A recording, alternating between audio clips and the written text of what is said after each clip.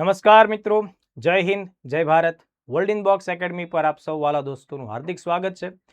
તમારી સીસીઈ એ ગ્રુપની મુખ્ય પરીક્ષાને ધ્યાનમાં રાખીને આપણી એકેડમીએ સમગ્ર ગુજરાતના વિદ્યાર્થીઓને ખૂબ સચોટ ફાયદો અને માર્ગદર્શન મળે એ હેતુથી એક ખાસ પ્રકારનો પ્રોગ્રામ શરૂ કર્યો છે, જેનું નામ છે મેઇન્સ મેરેથોન. દોસ્તો, આ મેઇન્સ મેરેથોન અંતર્ગત આપણે રોજ કોઈને કોઈ સારો એક ટોપિક લઈ અને આ ટોપિકની ઉપર કેવો જવાબ લખી શકાય, કેવો પ્રશ્ન પૂછી શકાય, કેવી ડેટા, કેવી માહિતી, એ બધી જ આપણે જે જરૂરિયાત છે એને કેવી રીતના સંતોષી શકીએ એ અંગેનું આપણે માર્ગદર્શન આ લેક્ચરમાં આપી રહ્યા છીએ. તો દોસ્તો, આજે જે ચર્ચા આપણે કરવાની છે એ એક ખાસ અગત્યના કેન્દ્ર સરકારના પ્રોજેક્ટ અથવા તો એક નવી પહેલ જે અત્યારે ચાલી જ રહી છે, જેનો સંબંધ કરંટ અફેર્સ સાથે પણ છે અને અન્ય વિષયો સાથે પણ છે. તો એ એક પ્રોજેક્ટ વિશે આજે આપણે વાત કરીશું. દાખલા તરીકે તમને મુખ્ય પરીક્ષામાં કંઈક આ પ્રકારનો સવાલ પૂછાય કે ભાઈ મિશન મોસમ પર નોંધ લખો, બરાબર? તો 5 માર્ક્સમાં આશરે 100 જેટલા શબ્દોમાં મિશન મોસમ કરીને ખાસ મહત્વનો ટોપિક પૂછી શકાય. તો જો દોસ્તો, જ્યારે આપણે જવાબની શરૂઆત કરીએ છીએ આદર્શ જવાબની, ત્યારે સ્વાભાવિક છે કે કોઈ પણ ટોપિકનો પરિચય આપતો આપણે પહેલા પરિચયના કેટલાક શબ્દો કે કેટલાક વાક્યો લખતા હોઈએ છીએ. ત્યારબાદ આપણને ખ્યાલ છે કે ભાઈ મેન્સની પેટર્ન પ્રમાણે પરિચય આપ્યા બાદ જે ખાસ અગત્યની કોર ઇમ્પોર્ટન્સ ધરાવતી જે માહિતી છે તેને આપણે મધ્ય ભાગમાં લખતા હોઈએ અને છેલ્લે આપણે જે તે ઘટના કે ટોપિક હોય એનો એક ઉપસંહાર એટલે કે એનો સીધો સારાંશ અને એની ઉપયોગિતા દર્શાવતા હોઈએ. પણ એ જવાબ લખતા પહેલા આપણી પાસે થોડો અગત્યનો ડેટા હોવો જોઈએ કે જે તે તમને પૂછવામાં આવેલો ટોપિક છે એને બરાબર સમજી એની સાથે સંકળાયેલી કેટલીક વિગતોને આપણે પકડવી પડે. તો સૌથી પહેલા આપણે આ મિશન મોસમનો જે ટોપિક તમને પરીક્ષામાં પૂછે તો કેવા કેવા પોઈન્ટ્સ પહેલા તો આપણે જવાબમાં આવવા જોઈએ, કમ્પલસરી આવવા જોઈએ. પહેલા આપણે એની નોંધ લઈએ, બરાબર? તો જુઓ દોસ્તો, હું અહીંયા સેન્ટર પોઈન્ટમાં લખું છું મિશન મોસમ. હવે આપણે 1 બાય 1 જવાબની જે જરૂરિયાત છે એને ધ્યાનમાં રાખીને પ્રશ્નો ઉઠાવીએ. પહેલા તો જુઓ, મિશન મોસમ છે ને દોસ્તો, એ હવામાન સાથે સંબંધિત બાબત છે. હવામાનમાં આવતા ફેરફારો જેમ કે વરસાદ, ભારે વરસાદ, વાદળ ફાટવાની ઘટનાઓ, પૂર આવવાની ઘટનાઓ, હિમસ્ખલન કે ભૂસ્ખલન, આવી જેટલી પણ એવી ઘટનાઓ છે કે જે હવામાન સાથે સંબંધિત છે અને આવી ઘટનાઓ ઘટ્યા બાદ જેની અસર સામાન્ય માણસના જે સામાન્ય જનજીવન છે એની પર બહુ ગંભીર રીતે પડે છે અને તેના લીધે નુકસાન વધે છે, સરકારનું નુકસાન થાય છે અને સાથોસાથ નાગરિકોનું નુકસાન પણ થાય છે. તો આ પ્રકારના જ્યારે પણ ઘટનાઓ ઘટવાની હોય તો તેના અગાઉ વધુ સારું પ્રિડિક્શન એટલે કે વધુ સારી આગાહી કે વધુ સારું આપણે નિર્ણય કેમ લઈ શકીએ એના માટે અવનવી ટેકનોલોજી વિકસાવી અને સારામાં સારું મોડલ તૈયાર કરવું, બરાબર? એ હેતુ છે, એ મિશન મોસમનો હેતુ છે. દાખલા તરીકે ખૂબ જ ભારે વરસાદ પડવાનો હોય અને માની લો કે આપણને એટલીસ્ટ 24 કલાક 48 કલાક પહેલા એની સચોટ આગાહી મળી જાય. જો આપણી પાસે એવું ટેકનોલોજી આધારિત મોડેલ હોય તો જે વિસ્તારમાં વરસાદ ખૂબ ભારે પડવાનો હોય તો ત્યાં આપણે લોકોને સ્થળાંતરિત કરી શકીએ, બરાબર? ભૂસ્ખલન થવાની અંદાજો હોય તો આપણે ત્યાંથી લોકોને સ્થળાંતરિત કરી શકીએ. પૂર આવવાની સંભાવનાઓ અંગે જો આપણને અગાઉથી ખ્યાલ આવી જાય દોસ્તો, કે ભાઈ દરિયામાં ઉઠતા તોફાનો વિશે જો આપણને અગાઉથી ખ્યાલ આવી જાય તો આપણે લોકોને સ્થળાંતરિત કરી શકીએ અને શક્ય ત્યાં સુધી લોકોના જીવ બચાવી શકીએ. આ મૂળ હેતુ છે. એટલે કે ભારતને દોસ્તો વેધર રેડી બનાવવાનું છે અને ક્લાઇમેટ સ્માર્ટ નેશન બનાવવાનો છે. આ બે શબ્દો જે હું બોલ્યો છું તો તમારા જવાબમાં કમ્પલસરી આવવા જોઈએ કે ભાઈ ભારતને વેધર રેડી એટલે કોઈ પણ પ્રકારની આબોહવા રિલેટેડ કોઈ પણ પ્રકારની એવી ઘટના ઘટે છે જેની અસર નકારાત્મક થવાની છે તો આપણે એનો સામનો કરી શકવા જોઈએ અને ક્લાઇમેટ રેડી અથવા ક્લાઇમેટ સ્માર્ટ નેશન આપણે બનાવવાનું છે જેથી ભવિષ્યમાં પણ આપણને ઘણો બધો ફાયદો થાય. તો જો સૌથી પહેલા તો આના 1 બાય 1 અગત્યના કી પોઈન્ટ્સને કલેક્ટ કરીએ. તો મિશન મોસમ છે દોસ્તો, એ કોની પહેલ છે? તો કે ભાઈ ભારત સરકારની પહેલ છે. હવે જ્યારે હું ભારત સરકાર બોલું ત્યારે કોઈને કોઈ ખાસ પ્રકારના વિભાગો આવતા હોય અથવા મંત્રાલયો આવતા હોય. તો આ મિશન મોસમ છે એ ભારત સરકારના પૃથ્વી વિજ્ઞાન મંત્રાલય અંતર્ગત આવતો એક અગત્યનો પ્રોજેક્ટ છે. હવે સેકન્ડ પોઈન્ટ મારે એ વિચારવો જોઈએ કે સર આ મિશન મોસમની શરૂઆત ક્યારે થઈ? કારણ કે મારે એની પ્રસ્તાવનામાં કે મારા શરૂઆતના જવાબમાં તેનો ઉલ્લેખ કરવો પડે. તો વર્ષ છે 2024, 2024ના સપ્ટેમ્બર મહિનામાં તેની શરૂઆત કરવામાં આવી. હવે બીજો મુદ્દો, શું આ મિશન મોસમ છે એનું કોઈ ટાઈમલાઈન કે ડ્યુરેશન સરકારે આપ્યો છે? તો જવાબ છે હા. સરકારે કીધું છે કે ભાઈ મિશન મોસમ હેઠળ 2 વર્ષમાં વિવિધ પ્રકારની ટેકનોલોજી વિકસાવવાની છે. એટલે આનો ડ્યુરેશન શું થાય છે? 2024 થી 2026. હવે માનો કે આના માટે તમે અલગ અલગ satellite technology, radar technology, observation માટેની વિવિધ technology, artificial intelligence, machine learning, super computers, આ બધા ફિલ્ડનો વિકાસ કરવાના છો, જે ખાસ કરીને વેધર એટલે કે હવામાન સાથે સંબંધ ધરાવે છે. તો આની પાછળ ખર્ચ તો થશે ને? જી હા, ચોક્કસપણે ખર્ચ થશે. એટલે મારે એની પ્રસ્તાવનામાં એક ખાસ આંકડો લખવાનો છે કે ભાઈ આના માટે સરકારે ₹2000 કરોડની ફાળવણી કરેલી છે. તો એક આ બાબત થઈ. હવે જો આનો જે ઉદ્દેશ છે એ ખાસ મહત્વનો છે. તો ભાઈ મિશન મોસમનો ઉદ્દેશ શું છે? તો કે ભાઈ આપણા દેશ ભારતને આબોહવા કરતા આપણે પહેલા શબ્દ વાપરીશું, એ છે હવામાન. તો આપણા દેશ ભારતને દોસ્તો હવામાનની ઘટનાઓ માટે તૈયાર કરવો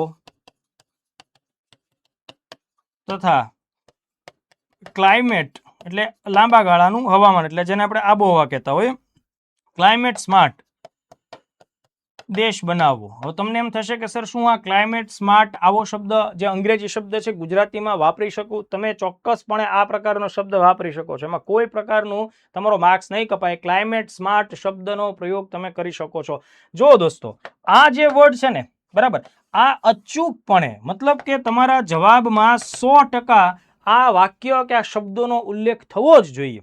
કદાચ તમે આ નથી લખતા ને તો તમારો જવાબ છે ને એ અધૂરો જ લાગશે. એ ચોક્કસ પ્રકારની વાત છે. તો હવે એક આ બાબત થઈ. હવે બીજી વાત, એક ખાસ મહત્વની વાત કે ભાઈ આ મિશન મોસમ અંતર્ગત શું કરવામાં આવશે, બરાબર, એટલે કે શું કરવામાં આવવાનું છે અથવા કેવી કેવી ટેકનોલોજી વિકસાવવામાં આવશે. ઓકે, તો આપણે ખાસ ધ્યાન રાખીશું કે વિવિધ પ્રકારના હવામાન અને આબોહવાનો અભ્યાસ કરી શકે, ડેટા જલ્દીથી પ્રોસેસ કરીને એક ચોક્કસ રિઝલ્ટ આપે, એક મોડલ તૈયાર કરી આપે, એવા ખૂબ સારા સુપર કોમ્પ્યુટર્સનો વિકાસ કરવો પડશે અને એનો વિકાસ અત્યારના ધોરણે ચાલી જ રહ્યો છે. આ ઉપરાંત આપણે વિવિધ પ્રકારની રડાર ટેકનોલોજીનો આમાં ઉપયોગ કરીશું. રડાર ટેકનોલોજીની સાથે ઉપગ્રહોની પ્રણાલી એનો આપણે ઉપયોગ કરવાના છીએ.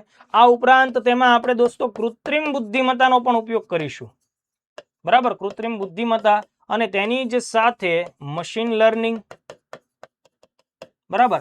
આવા બધા શબ્દો તમારા જવાબમાં અચૂકપણે આવવા જોઈએ. જો આ બધા શબ્દો જે દિવસે તમારા જવાબમાં આવવા માંડ્યા એટલે તમારા માર્ક્સ મળવાનું ચાલુ થયું, મેરિટ તમારું એકદમ સિક્યોર બનવા લાગ્યું અને તમે ગુજરાતમાં માત્ર પાસ નથી થવાના, પણ આવા જવાબો જે દિવસે તમારા જવાબોમાં આવે છે, આવા શબ્દો આવે છે, ત્યારે તમારું રિઝલ્ટ એકદમ ટોપર લેવલે કન્ફર્મ થાય છે.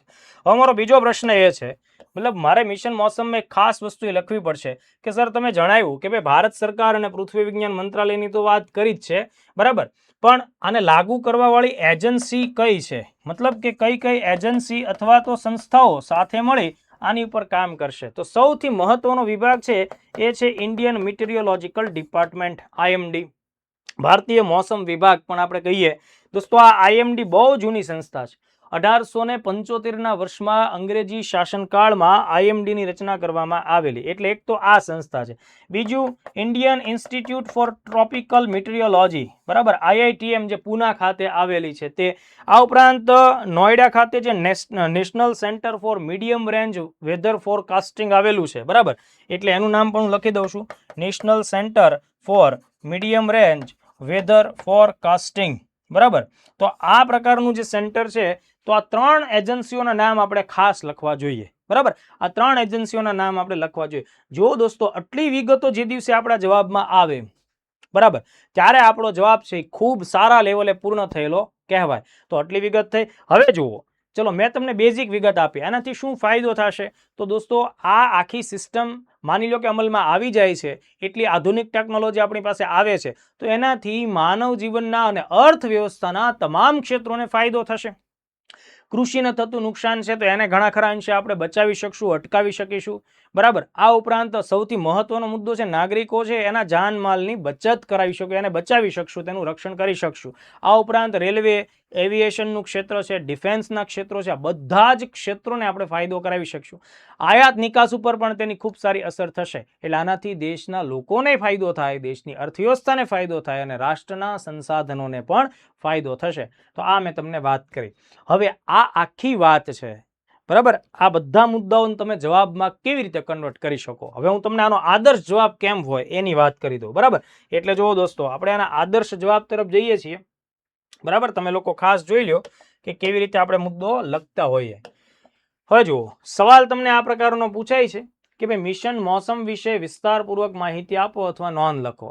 આ શબ્દ મર્યાદા લગભગ તમારે 100 થી 125 શબ્દોની રેન્જમાં રહેવાનું થશે. બરાબર, તો જુઓ દોસ્તો, આપણે એની શરૂઆત આવી રીતે કરીએ છીએ કે ભાઈ મિશન મોસમ એ ભારત સરકારના પૃથ્વી વિજ્ઞાન મંત્રાલય દ્વારા શરૂ કરવામાં આવેલી એક મહત્વાકાંક્ષી અને પરિવર્તનકારી પહેલ છે. માની લો કે તમારે કંઈક શબ્દો ખૂટે છે અથવા તો ઓછા શબ્દોમાં લખવું છે, તો આ પરિવર્તનકારી પહેલ છે દોસ્તો, એને તમે અટકાવી શકો.